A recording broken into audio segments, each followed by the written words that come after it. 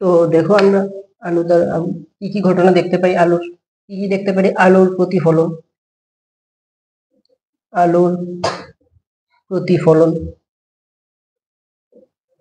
আলুর প্রতিসরণ,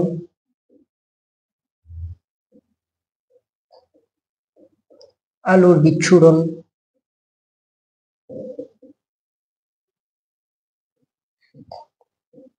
4 নম্বর অপবর্তন।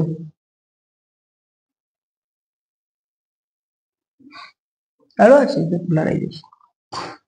তো আমরা এইখানে আজকের ভিডিওতে আমরা আলুর প্রতিসরণ এটা আমরা পড়বো আজকে ক্লাস 12 এর স্ট্যান্ডার্ডে।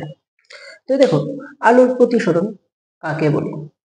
আলু যখন এক মাধ্যম থেকে অন্য মাধ্যমে যায় তখন কি হয় দেখো,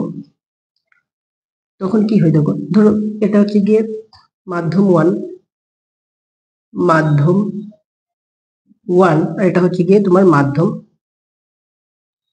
2, আর এটাকে বলি আমরা বিভেদ তল। বিভেদ তল কাকে বলি? যেই তলটা দুটো মাধ্যমকে আলাদা করে রেখেছে তাকে আমরা বলি বিভেদ তল। তো দেখো, আলো যখন এক মাধ্যম থেকে আর অন্য মাধ্যমে যায়, তো ধরো আলো এইভাবে পড়লো, যেই পয়েন্টে আলো আপতিত হয় সেটাকে বলে আপতন বিন্দু। আর কি করতে হয়? আপতন বিন্দুতে সবসময় একটা অভিলম্ব অঙ্কন করতে হয়। কি অঙ্কন করতে হয়? আপতন বিন্দুতে অভিলম্ব অঙ্কন করতে হয়, সবসময় মনে রাখবে। আর অভিলম্ব সবসময় সারফেসের পারপেন্ডিকুলার হয়। অভিলম্ব নর্মালি is always perpendicular to the surface. আর এটা হচ্ছে কি তোমাদের আপতন কোণ। এবার কি হবে দেখো, আলো এক মাধ্যম থেকে যখন আলো অন্য মাধ্যমে যায় তখন কি ওর আলো তো আমরা জানি আলো সরল রেখায় চলে, তো আলো এইভাবে যাওয়ার কথা। কিন্তু কি হয়েছে দেখো, যখন মাধ্যমের চেঞ্জ হয় তখন আলো কি হয়, অভিলম্বের কাছে চলে আসে বা অভিলম্ব থেকে দূরে চলে যায়। হয় অভিলম্বের এইভাবে কাছে, অভিলম্ব থেকে দূরে চলে যাবে, বা হয় অবিলম্বের কাছে চলে আসবে। এই যে ঘটনা, এই ঘটনাকে বলি আমরা আলোর প্রতিসরণ। বোঝা যাচ্ছে কিনা? তো এবার অবিলম্ব অবিলম্বের কাছে আসবে না অবিলম্ব থেকে দূরে চলে যাবে, সেটা ডিপেন্ড করে মাধ্যমের উপর। আলো কোন মাধ্যম থেকে কোন মাধ্যমে যাচ্ছে তার উপর ডিপেন্ড করবে যে আলো অবিলম্বের কাছে চলে আসবে না অবিলম্ব থেকে দূরে চলে যাবে। যেমন 1 নাম্বার ধরো, এই হচ্ছে কি তোমার বিভেদ তল। এটা ধরো ঘন মাধ্যম, এটা হচ্ছে তোমার ঘন মাধ্যম, এটা হচ্ছে তোমার লঘু মাধ্যম।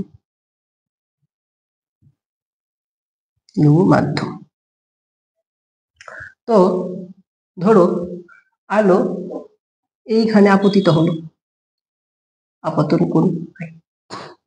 তো আলো যখন ঘন মাধ্যম থেকে লঘু মাধ্যমে যাবে তখন কি হয়, আলো অবিলম্ব থেকে একটু দূরে সরে যায়। আলো এইভাবে যাওয়ার কথা ছিল, কিন্তু কি হবে, যেহেতু মাধ্যম চেঞ্জ হয়েছে, মাধ্যম চেঞ্জ হওয়ার কারণে কি হয়ে গেল, আলো অবিলম্ব থেকে দূরে সরে গেল, যেই পাথে যাওয়ার কথা সেই পাথ না গিয়ে একটু দূরে চলে গেল।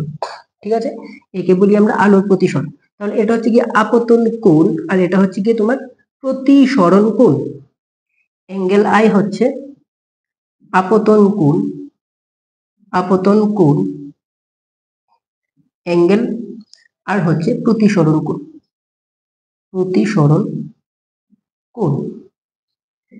অ্যাঙ্গেল আই হচ্ছে আপতন কোণ এবং অ্যাঙ্গেল আর হচ্ছে প্রতিসরণ কোণ। তো দেখো, আলো এই পাথে যাওয়ার কথা, অ্যাকচুয়াল পাথ এটা হওয়ার কথা, কিন্তু মাধ্যম চেঞ্জ হওয়ার ফলে এই পাথে না গিয়ে এই দিকে গেল। তার মানে কি, পাথের কতটুকু বিচ্যুতি হলো, এতটুকু বিচ্যুতি হলো। আর এটাকে আমরা ডেল্টা দিই, এটাকে আমরা বলি বিচ্যুতি কোণ। ঠিক আছে, এক্সামে অনেক সময় আসে বিচ্যুতি কোণ কি। বিচ্যুতি কোণ এই ক্ষেত্রে কত, বিচ্যুতি কোণ কত? দেখো, যদি আমরা বলি এটা যদি আই হয় তাহলে এটাও কি হয়, এটাও আই হওয়ার কথা। ঠিক আছে কিনা? কিন্তু গেল এটা, তাহলে এটা হচ্ছে কি আর থেকে আই মাইনাস, তাহলে আর মাইনাস আই, এটা হচ্ছে কি তোমার বিচ্যুতি কোণ ডেল্টা দিয়ে আমরা ডিনোট করি। তো তো এটা কখন, যখন আলো ঘন মাধ্যম থেকে তোমার লঘু মাধ্যমে যায়। কিন্তু অপোজিট কি হবে, যদি ঘন মাধ্যম লঘু মাধ্যম থেকে ঘন মাধ্যমে আসে, ধরো এটা লঘু মাধ্যম, লঘু মাধ্যম, আর এটা হচ্ছে তোমার ঘন মাধ্যম,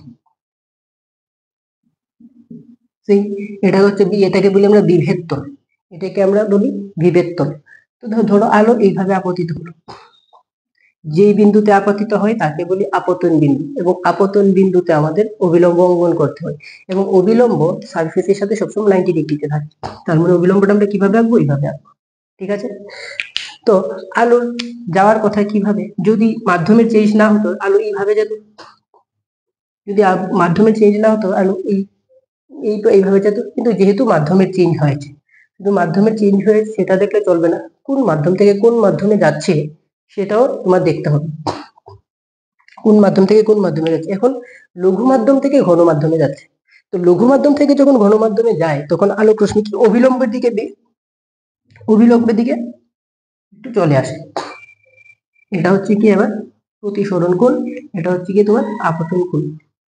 ঠিক আছে, কি বললাম, তো তাহলে অ্যাকচুয়াল পাথ থেকে কতটুকু ডেভিয়েট করলো, এতটুকু ডেভিয়েট করলো অ্যাকচুয়াল পাথ থেকে, এটাকে আমরা বলবো কি অ্যাঙ্গেল অফ ডেভিয়েশন, ইংরেজিতে বা বাংলাতে বলি আমরা বিচ্যুতি কোণ। তাহলে বিচ্যুতি কোণটা যদি আমরা বার করি, বিচ্যুতি কোণটা যদি আমরা বার করি, কিভাবে বার করবো দেখো, এটা যদি আই হয়, এই সবটা আই, আর এটা হচ্ছে কি আর, তাহলে ডেল্টা বিচ্যুতি কোণ, তাহলে বিচ্যুতি কোণ, বিচ্যুতি কোণ ডেল্টা ইকুয়ালস কি হয়ে যাবে দেখো, ডেল্টা হয়ে যাবে কি আই প্লাস আর, ঠিক আছে না, sorry I minus r, I minus r. ঠিক আছে, বোঝা গেল কিনা। আচ্ছা, দুটো যদি আমি কম্বাইন করে লিখি, জেনারেল কম্বাইন করে লিখি বিচ্যুতি কোণ, তাহলে আমরা যদি কম্বাইন করে লিখি ডেল্টা ইজ ইকুয়াল টু কি লিখবো, mod of I minus r. ঠিক আছে, তো আবার কি পড়লাম একটু বলছি, আলো যখন এক মাধ্যম থেকে অন্য মাধ্যমে যায় তখন আলো হয় অবিলম্বের কাছে চলে আসে, নয় অবিলম্ব থেকে দূরে চলে যায়, এই ঘটনাকে বলি আমরা আলোর প্রতিসরণ সরি। কিন্তু মাধ্যমের উপর ডিপেন্ড করে আমরা দেখতে পারি যে যে আলো হয় আলো যখন ঘন মাধ্যম থেকে লঘু মাধ্যমে আসে, ঘন মাধ্যম থেকে লঘু মাধ্যমে আসে তখন অবিলম্ব থেকে দূরে চলে যায়, আর লঘু মাধ্যম থেকে যখন ঘন মাধ্যমে আসে তখন অবিলম্বের কাছে চলে আসে। ঠিক আছে, কি বলছি, তো আমি একটা লিখে দিচ্ছি যে, তো দেখো আলো যখন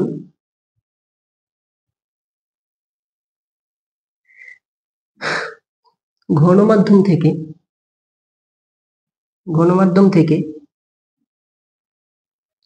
লঘু মাধ্যমে যায়, লঘু মাধ্যমে যায়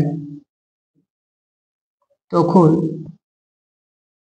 অভিলম্ব থেকে দূরে সরে যায়, দূরে সরে যায়।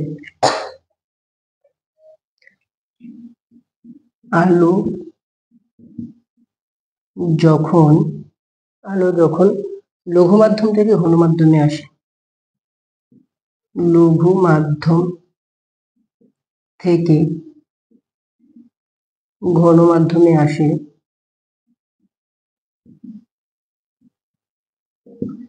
ঘন মাধ্যমে আসে তখন আলো অবিলম্বের কাছে চলে আসে, অবিলম্বের কাছে চলে আসে।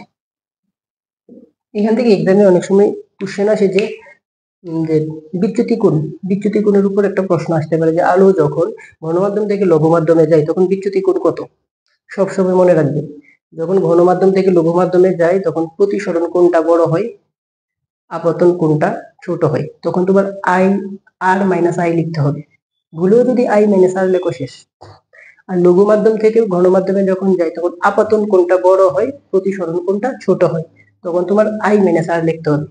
আর যদি কোনো মাধ্যম মেনশন করা না থাকে, যদি জাস্ট বলে যে বিচ্যুতি কোণ কত আলোর প্রতিসরণে, যদি কোনো মাধ্যম মেনশন করা না থাকে তাহলে তোমরা এটা লিখবে মড অফ আই মাইনাস আর। এখানে এটাকে যদি আমি ভাঙি, কিভাবে ভাঙবো, আই মাইনাস আর, মড ভাঙলে কি প্লাস মাইনাস আছে, তো প্লাস মাইনাস যদি আমরা করি তাহলে কি I minus r, r minus দিলে আর মাইনাস আই, ঠিক আছে। তো আর মাইনাস আই কিসের জন্য? বিচ্যুতি কোণ, যখন আলো ঘন মাধ্যম থেকে লঘু মাধ্যমে যায় এটার জন্য এটা। আর আই মাইনাস আর কার জন্য? দেখো আই মাইনাস আর কার জন্য? যখন আলো লঘু মাধ্যম থেকে ঘন মাধ্যমে আসে। তো এগুলো সুন্দর করে লিখে নেবে, এইগুলো 1 মার্কের প্রশ্ন থাকতেই পারে এখান থেকে। আমি এটাকে একটু লিখে দিচ্ছি ভালো করে।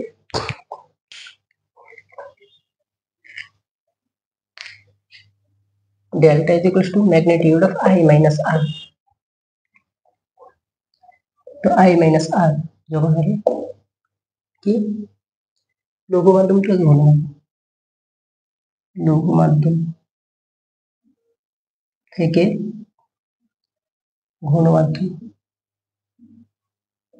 আর মাইনাস আই হবে ঘন মাধ্যম থেকে লঘু মাধ্যম।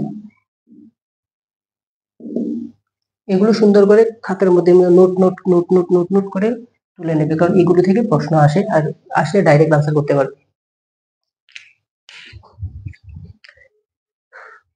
তো একটু আগে আমি বললাম যে আলোক রশ্মি ঘন মাধ্যমে যাচ্ছে, ঘন বা লঘু মাধ্যমে যাচ্ছে, ঘন মাধ্যম থেকে লঘু মাধ্যমে যাচ্ছে বা লঘু মাধ্যম থেকে ঘন মাধ্যমে যাচ্ছে। এখন প্রশ্ন হচ্ছে কোনটা ঘন মাধ্যম আর কোনটা লঘু মাধ্যম, এটা আমরা কিভাবে চিনব? তো তার জন্য দেখো আমরা জানি তার জন্য একটা কোয়ান্টিটি আছে যেটাকে বলি আমরা প্রতিসরাঙ্ক। তো কোনো কোনো একটা মাধ্যম কতটুকু ঘন বা কতটুকু হালকা তা নির্ভর করে মাধ্যমের প্রতিসরাঙ্কের উপর। তো তো এই কয়েকটা ইনফরমেশন মনে রাখবে যে কাচের প্রতিসরাঙ্ক, কাচের প্রতিসরাঙ্ক, কাচের প্রতিসরাঙ্ক 1, সরি কাচের প্রতিসরাঙ্ক হচ্ছে গিয়ে তোমার 1.5, জলের প্রতিসরাঙ্ক, জলের প্রতিসরাঙ্ক 1.33, বায়ুর প্রতিসরাঙ্ক, বায়ুর প্রতিসরাঙ্ক 1, হীরার প্রতিসরাঙ্ক,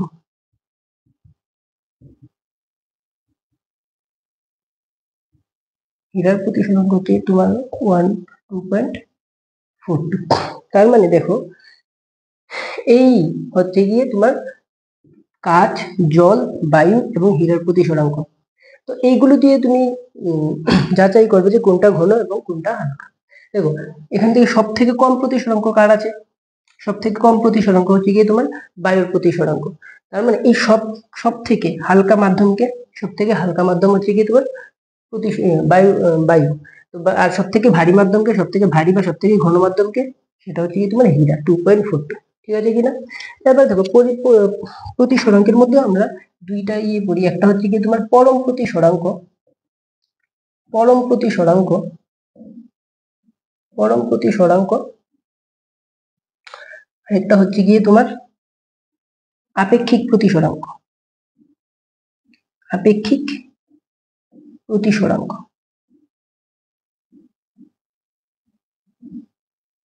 একটা হচ্ছে গিয়ে পরম প্রতিসরাঙ্ক, একটা হচ্ছে গিয়ে তোমার আপেক্ষিক প্রতিসরাঙ্ক। প্রতিসরাঙ্ক, পরম প্রতিসরাঙ্ক কাকে বলি? শূন্য মাধ্যমে আলোর বেগ, শূন্য মাধ্যমে, শূন্য মাধ্যমে আলোর বেগ, আলোর বেগ ও মাধ্যমের মধ্যে, মাধ্যমের মধ্যে, মাধ্যমের মধ্যে আলোর বেগের অনুপাত হলো, অনুপাত হলো পরম প্রতিসরাঙ্ক, প্রতিসরাঙ্ক। যেমন ধরো ফর্মুলা হচ্ছে কি mu equal to c by v, mu equal to c by v. তো দেখো পরম প্রতিসরাঙ্কের ডেফিনেশন আমরা অন্যভাবেও বলতে পারি, পরম প্রতিসরাঙ্কের ডেফিনেশন আমরা অন্যভাবেও বলতে পারি। যেমন ধরো আমি যদি এইভাবে বলি যে এই ফর্মুলা থেকে যে সি কি, সি হচ্ছে গিয়ে শূন্য মাধ্যমে আলোর গতিবেগ, এবং ভি কি, ওই যে কোনো একটা মাধ্যমে আলোর বেগ। তো আর এখানে ধরো ধরো আমি কাচের ক্ষেত্রে আমি এখানে কি পড়লাম, কাচের প্রতিসরাঙ্ক কত, কাচের প্রতিসরাঙ্ক, কাচের প্রতিসরাঙ্ক, কাচের প্রতিসরাঙ্ক কত পেলাম এখানে দেখো, কাচের প্রতিসরাঙ্ক হচ্ছে কি তোমার 1.5, 1.5 কাজের প্রতিসরাঙ্ক কত এখানে 1.5। এখানে যদি আমি ভ্যালুটা পুট করি v equals to c by v, তাহলে 1.5 equals to c by v, তাহলে v equals to c by 15। V কি, ভি হচ্ছে কি কাচের মধ্যে দিক, ভি হচ্ছে কি, কারণ এখানে মাধ্যমটা কি কাচ। তো তাহলে কি আমি এইভাবে বলতে পারি না, প্রতিসরাঙ্কের ডেফিনেশনটা দেখো তো, যে শূন্য মাধ্যম অপেক্ষা ওই মাধ্যমে আলোর বেগ কতটুকু কমে, কত গুণ কমে, তাই হচ্ছে কি ওই মাধ্যমের প্রতিসরাঙ্ক। যেমন এইখানে দেখো, এইখানে যে কাচ মাধ্যমে আলোর বেগ ভি শূন্য মাধ্যমে আলোর বেগ অপেক্ষা 1.5 গুণ গুণ কম, 1.5 টাইমস কম। আর 1.5 হচ্ছে গিয়ে 1.5 টাইমস হচ্ছে গিয়ে তোমার কাচের প্রতিসরাঙ্ক।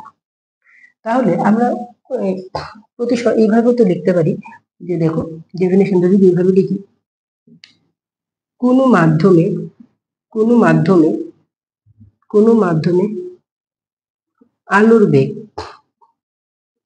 আলোর বেগ শূন্য মাধ্যম অপেক্ষা, শূন্য মাধ্যম অপেক্ষা কত গুণ কম, কত গুণ কম, তাই হচ্ছে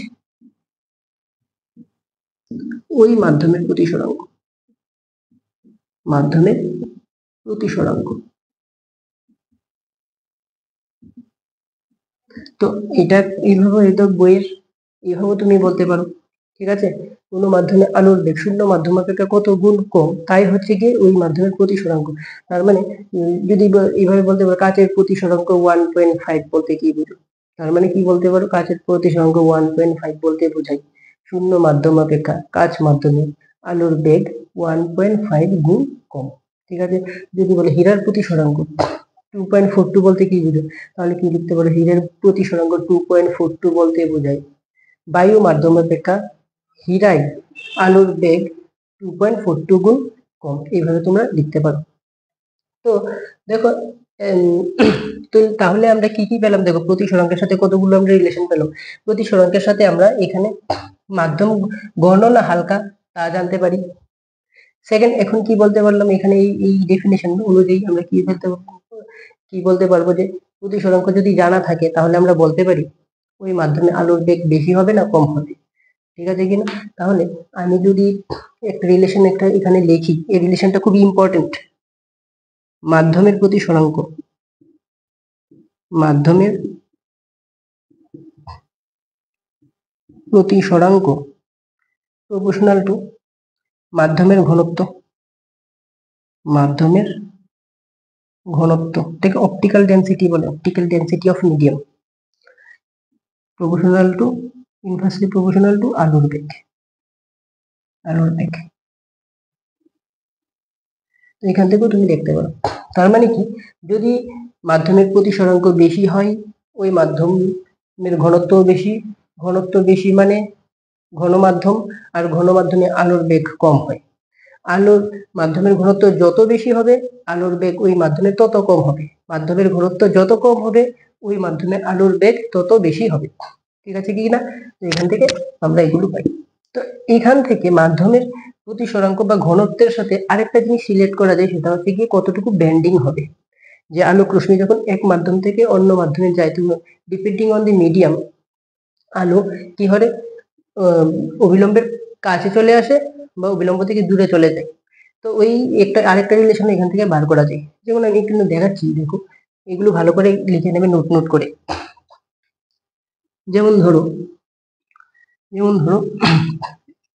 এখানে আমি বলছি যে দুটো এখানে বিভেদ তল আছে, দেখো ধরো এটা হচ্ছে কি বিভেদ তল,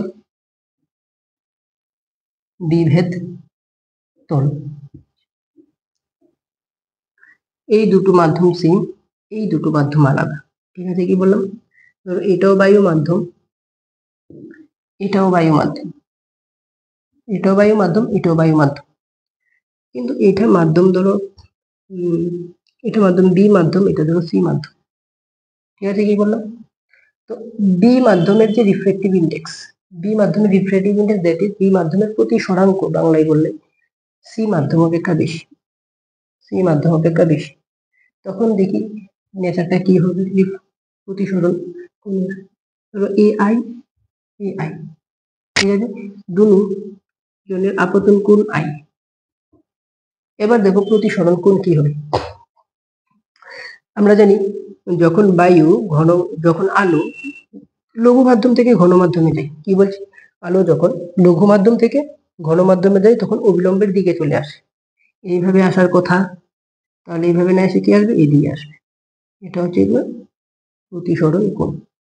কিন্তু এবার দেখো এই মাধ্যম অপেক্ষা এই মাধ্যমে একটু অপেক্ষাকৃত হালকা, এখান থেকে বায়ু থেকে একটু ঘন আছে, কিন্তু এই মাধ্যম থেকে এই মাধ্যম অপেক্ষাকৃত হালকা, তখন কি হবে?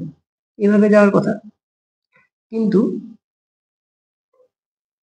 একটু বেশি হবে অ্যাঙ্গেলটা, কারণ এই মাধ্যম অপেক্ষা এই মাধ্যম অপেক্ষাকৃত হালকা, তো বিলম্ব থেকে একটু দূরে থাকবে। ধরো ফর এক্সাম্পল আমি যদি এটাকে দিই 15 ডিগ্রি, এটা হয়ে যাবে 16 ডিগ্রি, বোঝা গেল কিনা?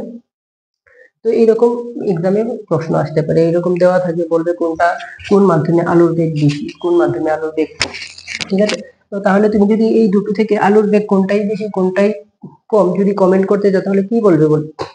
যেহেতু কি এই মাধ্যমটা এই মাধ্যম অপেক্ষা এই মাধ্যম কি একটু ঘন মাধ্যম, আর ঘন মাধ্যমে আলোর বেগ কি হয়, কম হয়, তো এই মাধ্যমগুলোকে এই মাধ্যমে আলোর বেগ কম হবে, ঠিক আছে? কি বলছি? আর এই মাধ্যমে ব্যান্ডিংটাও বেশি হবে, টুয়ার্ডস দ্য নর্মাল ব্যান্ডিংটাও একটু বেশি হবে। এই রিলেটেড একটা আমি প্রবলেম করাচ্ছি বই থেকে, যে এখানে একটা প্রবলেম আছে বইয়ের মধ্যে। প্রবলেমটা হচ্ছে কি তোমার, একই আপতন কোণের জন্য একই আপতন কোণের জন্য একই আপতন কোণের জন্য তিনটি ভিন্ন মাধ্যম এ বি সি, তিনটি ভিন্ন মাধ্যম এ বি ও সি এর প্রতিসরণ কোণের মান, এর প্রতিসরণ কোণের মান, এর প্রতিসরণ কোণের মান 15 ডিগ্রি, 25 ডিগ্রি ও 35 ডিগ্রি, 35 ডিগ্রি। কোন মাধ্যমে আলোর বেগ ন্যূনতম বলছে, কোন মাধ্যমে আলোর বেগ ন্যূনতম, ন্যূনতম। তো কিভাবে করবে, কোন মাধ্যমে আলোর বেগ সব থেকে কম হবে? আমরা জানি ওই মাধ্যমে আলোর বেগ সব থেকে কম হবে যেই মাধ্যমের ঘনত্ব সব থেকে বেশি। এবার আমাদের কাজ কি, এই তিনটিতে এইগুলো দেখে আমাদের বার করা যে কোন মাধ্যমে, তো কি বললো এখানে প্রবলেমটা বললো যে কি কোন মাধ্যমে আলোর বেগ ন্যূনতম। তো আমি তোমাদের দেখো এখানে আমি ফর্মুলাটা লিখিয়েছিলাম এখানে, যে মাধ্যমের ঘনত্ব, মাধ্যমের ঘনত্ব ইনভার্সলি প্রপোর্শনাল টু আলোর বেগ, আলোর বেগ, ঠিক আছে কিনা? তো দেখো আলোর বেগ সব থেকে কম, আলোর বেগ সব থেকে কম হবে, তার মানে কি মাধ্যমের ঘনত্ব সব থেকে বেশি হতে হবে, মাধ্যমের ঘনত্ব কি সব থেকে বেশি হতে হবে। তাহলে আমি যদি একটু ডায়াগ্রামটা ড্র করি তাহলে আমাদের আঁকতে একটু ইজি হয়ে যাবে। তাহলে এটা আই যে কোনো একটা কোণে পড়লো, আই যে কোনো একটা কোণে পড়লো, আই আই এই কি আপতন কোণের জন্য বললো, কি বললো, একটা হয়েছে 15 ডিগ্রি, একটা 15 ডিগ্রি, একটা হয়েছে তোমার 25 ডিগ্রি, একটা হয়েছে গিয়ে 35 ডিগ্রি। উপরে গুলো দেখো না, এগুলো দেখে যাচাই করো কোনটা অবিলম্ব থেকে সব থেকে বেশি দূরে সরে গেছে, কোনটা? 35 ডিগ্রি। 35 ডিগ্রি অবিলম্ব থেকে সব থেকে বেশি দূরে সরে গেছে। এর মানে কি? এর মানে এই মাধ্যম, এই এ বি সি তিনটে মাধ্যমের মধ্যে সি এর কি কম? সি এর ঘনত্ব সব থেকে কম। কারণ আমরা জানি কি লঘু মাধ্যমে আলোক রশ্মি অবিলম্ব থেকে দূরে সরে যায়। তাহলে কি আমি বলতে পারি যে সি এর ঘনত্ব সব থেকে কম? সি এর ঘনত্ব সব থেকে কম। আর সি এর ঘনত্ব সব থেকে কম মানে কি সি এ আলোর বেগ সব থেকে বেশি হবে। তার মানে কি বলতে পারি যে আলোর বেগ সব থেকে বেশি হবে সিতে। আলোর বেগ সব থেকে বেশি। এবার এটা দেখো, এটা সব থেকে বেশি অবিলম্বের কাছে চলে এসছে। তাহলে এই তিনটে এ বি সি এর মধ্যে এই যে এ সব থেকে বেশি বেন্ডিং হয়েছে টুয়ার্ড দ্য নর্মাল। তার মানে কি এই তিনটের মধ্যে এটাকে আমি বলতে পারি যে এর ঘনত্ব সব থেকে বেশি। কারণ যত বেশি ঘন হবে বেন্ডিং তত বেশি হবে টুয়ার্ড দ্য নর্মাল। তাহলে আমি এটা লেখা যায় এ এর ঘনত্ব সব থেকে বেশি, এর ঘনত্ব সব থেকে বেশি, এর ঘনত্ব সব থেকে বেশি। তার মানে কি? আর আমরা জানি যে optical density is inversely proportional to the velocity of light. That means এর ঘনত্ব সব থেকে বেশি মানে কি? এর মাধ্যমে আলোর বেগ সব থেকে কম হবে। আলোর বেগ সব থেকে কম হবে। ঠিক আছে, তো এইভাবে প্রবলেম গুলো আসতে পারে। তো আরো আছে, আরো যদি আমি প্রবলেম দিই, এই প্রবলেমটা একটু করবে হোমওয়ার্ক।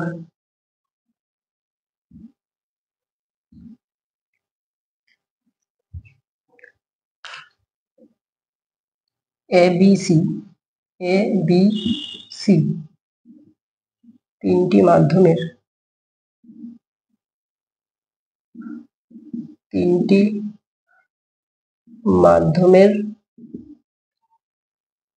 প্রতি সরণ কোণের মান যথাক্রমে 1 ডিগ্রি, 2 ডিগ্রি ও 3 ডিগ্রি। প্রশ্ন নম্বর 1, কোন মাধ্যমে আলোর বেগ সবচেয়ে বেশি?